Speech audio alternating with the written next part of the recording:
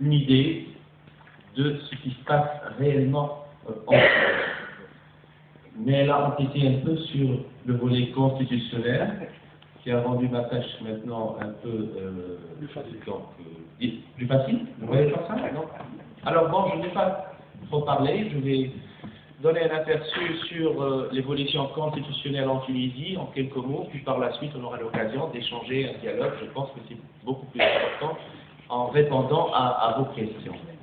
Alors, le volet constitutionnel est-il meilleur que celui du volet factuel ou réel qu'a développé Mme Guiga? Hélas, non. C'est une déception. C'est la déception constitutionnelle, si on veut dire. Une déception constitutionnelle d'abord parce que le procédé de la constituante, ce choix n'était pas le bon choix. J'étais parmi ceux qui ont été contre ce choix-là parce que je le considérais comme un saut dans l'inconnu. Nous avions des valeurs, nous avions une révolution, nous avions des revendications qui sont celles d'instaurer un État démocratique et libre. C'était très facile d'aller directement à ce but-là par d'autres moyens, mais bon, la classe politique aussi n'est pas très bien, n'a pas éprouvé, si vous voulez, un certain degré de maturisme, si vous voulez, sur toute la classe politique, confondue, gauche, droite, qui sont responsables de ce choix-là. Et puis, voilà, c'est un saut dans l'inconnu. Donc, on a fait autant faire que ce peut, donc, de filtrer un peu l'accès à la constituante. Mais voilà, c'est le premier exercice d'élection. Et le peuple s'est comporté comme un professeur qui a enseigné durant sa première année.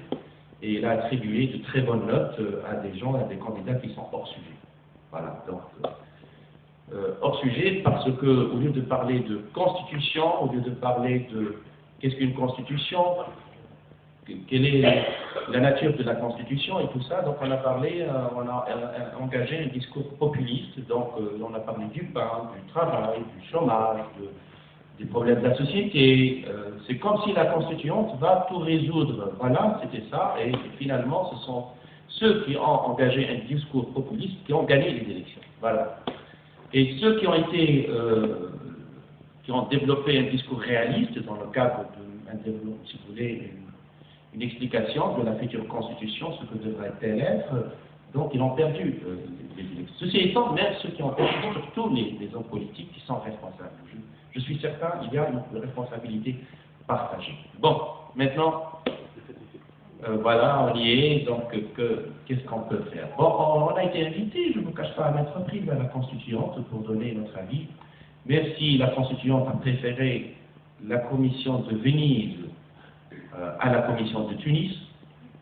On se méfie beaucoup des professeurs de droit tunisiens, probablement ils sont très démocrates, je ne sais pas, mais bon, donc Venise aussi offrirait la possibilité aux membres d'aller à Venise et de faire un peu de divertissement, probablement, c'est possible, je ne sais pas, mais bon, de toute façon, on a préféré Venise à Tunis.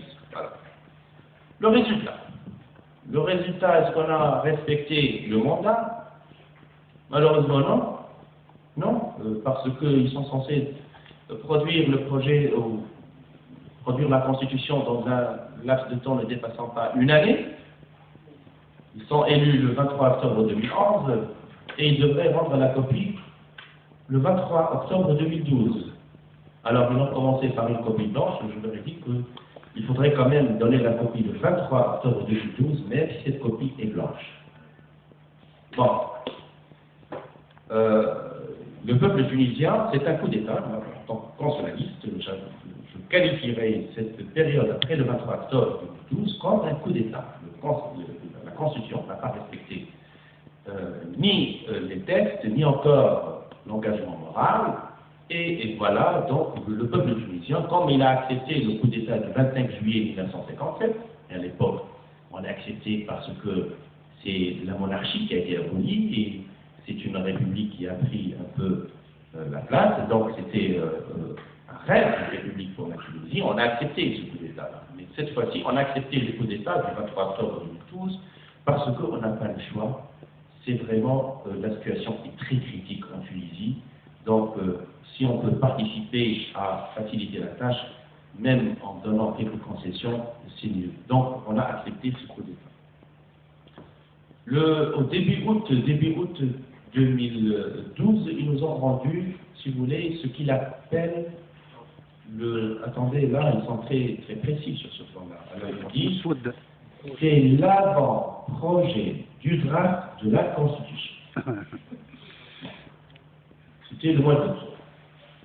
Alors, on a fait un commentaire de cet avant-projet, c'était 20 août, et on leur a dit, mais écoutez, d'accord, vous avez pris des décisions politiques, mais on peut vous aider. Les experts peuvent vous aider. Vous pouvez nous donner là ce texte, cet avant-projet de draft dans son état brut, et on peut le rendre intelligible, donc un texte de droit, hein, parce que ça n'a rien à voir avec un texte de droit. C'était le mois d'août. Hein.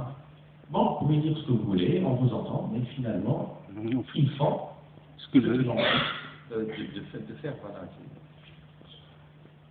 Alors, septembre, octobre, novembre, décembre, 4 mois après, ils nous rendent ce qu'il appelle le draft du projet de la Constitution.